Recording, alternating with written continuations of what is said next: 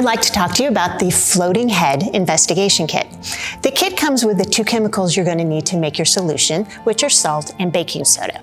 You will get tape, different colored dry erase markers, a ruler, a protractor, a laser pointer, 4 cubes with a lid, a wooden block, a dry erase board, and a stand. Now, one thing I would like to mention to you is the stand does come with supports. I don't use those. I prefer to put the stand up and just lean the dry erase board against it because you'd like to have the board touching the table. All right, so a couple of things I'd like to point out to you. When you make the solutions, you're going to use 150 grams of salt to 500 milliliters of water, but just 50 grams of baking soda to 500 milliliters of water. Your 4 different cubes will contain air, distilled water, the baking soda solution, and the salt solution.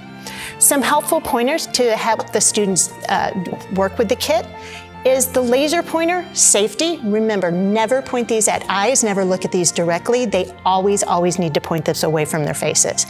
One thing for guidance that you might help your students with, it's a good idea to go ahead and secure that laser pointer to the block and perhaps secure the block to the table. That way it stays in the same position all the time. The way the investigation works is, as we know, a laser beam produces a straight line of light, which you can see from the dot on our dry erase board.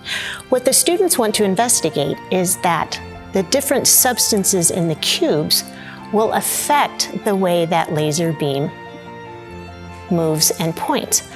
One guidance you might give students is to go ahead and perhaps mark how much they turn each cube so that they have sort of the same place each time. And then they're going to use the dry erase marker and they're going to mark where the different substances cause dots along the dry erase board and be able to perhaps measure those with their protractor and see that different substances are going to give them different angles.